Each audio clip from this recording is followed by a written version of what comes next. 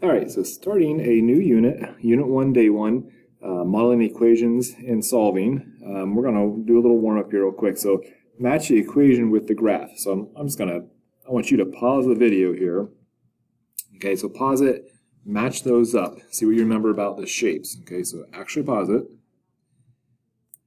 Okay, hopefully you did pause it, and here are the answers. So first off, A is linear, so that's looking for the straight line. B, that's an absolute value, so I'm looking for a V shape. C has an x squared into it, so it's a U shape. It's positive, so it's going to be open up. There's an open up U shape. And the square root function does like the sideways half parabola going off to the right.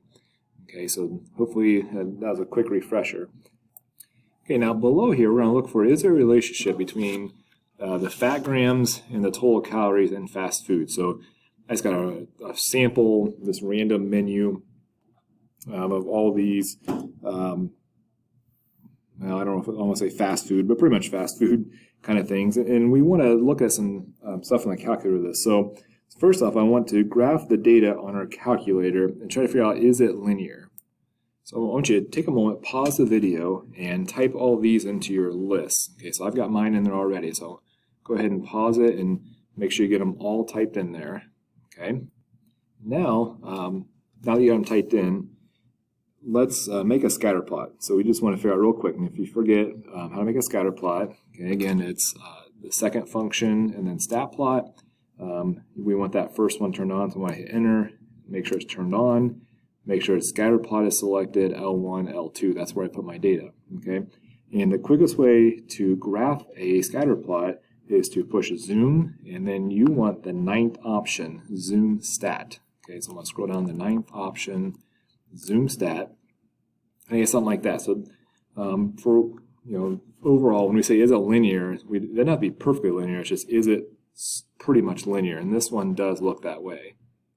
Okay, now we want to find the best fit line. If you remember, the calculator does that for us. Okay, so using the stat calc linear regression, so stat over to calc and then down number 4 linear regression. Make sure it's L1 and L2. If you want to graph it for you, remember we want to go to store, and then this is where you push vars, and then over to y vars, enter on function, and then enter on y1. So this will store it, and when I go to y equals, it'll be stored in y1 for me. So I'm going to calculate. If you didn't want to store, it's not a big deal, because we don't need it to store. But if you see my slope is 11.73, my y-intercept is 1.93, so I'm going to write that down. And the r and r squared here, remember we told you that r, the closer that is to positive or negative 1, the stronger the linear correlation is. So that's a pretty strong correlation. It's very close to 1. R squared, you take AP Stats, you'll learn more about what that is. But that's a pretty good number too. You want to be close to 1 for r squared. It literally is r. 0.974 you square, you get 0.949. It just means something else in stats. Now, another thing, just looking ahead, in statistics, instead of using y and x, a lot of times we like to use the variables themselves. So I'll put 11.73, and the independent variable in this case is the fat, the total fat. So I'll just say fat instead of x. Now you don't, Math Excel is not going to do this. But I'm just kind of looking ahead. Now this, this is the answer just fine, but, and then 193.85, and we're going to use this to predict the calories. Okay, so I'll put cal for calories, but we put this symbol above it to mean that it's an estimate. Okay, so if you plug in the independent variable, you plug in fat, the dependent variable is going to be an estimate. So we just put a little arrow above it that just means it's close to this, not perfect.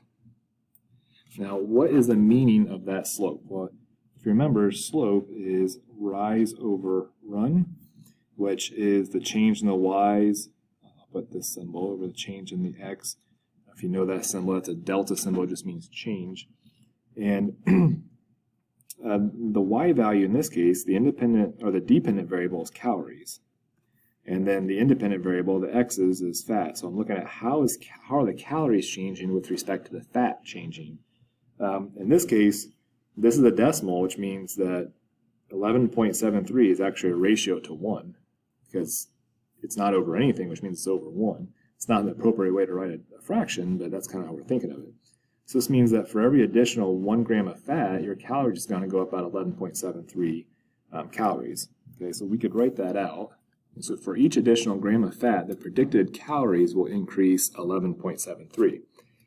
And then it asks, what's the meaning of the y-intercept? So what does that y-intercept mean? Think about when you're graphing this guy, the y-intercept is where it crosses the y-axis. That is when the x value, and this has an x value of 0. Okay, so if there was no fat, that's how many calories we would have. You might be wondering, how is that possible? Well, obviously calories come from other sources, not just fat. Fat is a source of energy, but there's also the breading, the cheese, all those other things in them. I guess if you had non-fat cheese, I'm not sure if that's a thing, but so you're already in a sandwich, so there is energy in that sandwich. So this is a calorie, the base calories. Every sandwich starts with 193.85. Then for every gram of fat, you add 11.73 to it. Okay, so predict the number of calories for a sandwich with 20 grams. Remember, fat is your x, so I'm going to plug 20 in for x. Okay, so plug it in and put it in the calculator, and you get 428.45 calories, which is probably too many calories for a sandwich, but fortunately in America, we tend to do that without even knowing it. Then the other one, how many grams of fat would it take? So we're solving for x. Given 900 calories, that's a y. So I'm going to say 900 equals that equation. Okay, and then I'm going to solve for x. And that would equal 60.2 calories. 60.2 grams of fat. I have the wrong label there. We do want to be extra careful here. This is more of a stats idea, but if you notice, like my domain here of all my data, the smallest number was, 5, and then the biggest number was 34. So all my data was between 5 and 34, and I'm trying to make a prediction for something that has 60. That's well beyond my maximum amount that I collected data on. So this is actually called extrapolating. Again, that's a stats issue, but just predicting. Like, we're not saying this is for sure. We're just saying that's probably about where you'd land. Is about 60.2 grams of fat would give you a 900 calorie sandwich.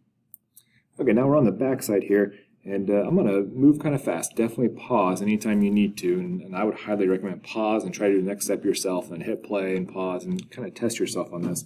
But for this guy, first one, we want to solve this guy, and if you look, you got x's times x's. That's going to be a quadratic, and we solve quadratics by setting them equal to 0. That was one of our ways of doing it, and then trying to factor if we can. If that doesn't work, then quadratic formula. So first I'm going to distribute the x out, and then I need to bring that 10 over to the other side. Okay, and now I want to try to factor. I want you to try to get two binomials if you can. If you feel like going straight to the quadratic formula, you're welcome to do that. And I'm going to try to factor it if I can. So I know it's going to be 2x and x, and I've already worked ahead on this, so this is why I'm so fast at it. I don't expect you to come up with those numbers that fast at all. In real time, I definitely can't do it that fast. And so I've got x would equal a positive 5 over 2 and negative 2. Now this guy over here, a couple of approaches you could take on this, but if there's a radical x, or a square radical and an x underneath it, and then there's another x somewhere else, you want to split them up on opposite sides and square to get rid of the square root. So what I mean by that is I'm going to bring this whole thing to the right side. So x plus 1 is going to equal 2 radical x plus 4. And now the only way to get rid of that radical is to square it, like to square this side. So I'm going to square this side too. I got to do the same thing to both sides. So this would be x squared plus 2x plus 1. And then on this side, I'm squaring both of these things. So it'd be 4. And then the square root of x plus 4 squared is just x plus 4. Okay? So we have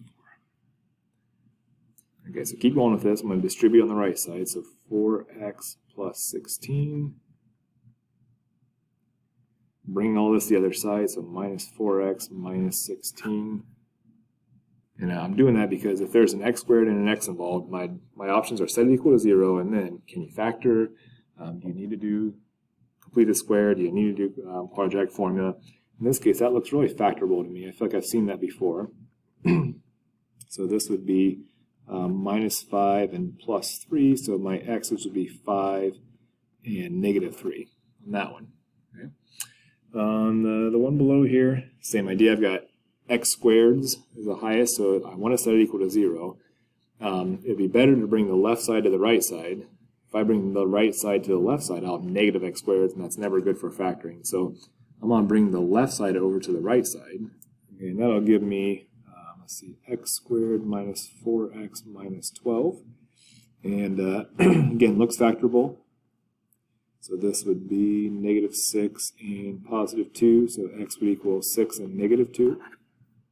Okay.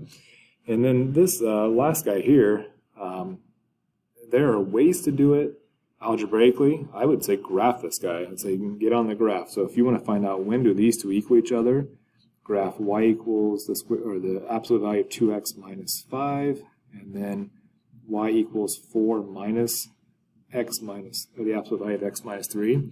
So graph them, and then, so say graph, and then look for where they intersect. Okay. Okay, so I've got that right here. These are the graphs. Actually, let me go get rid of one of those.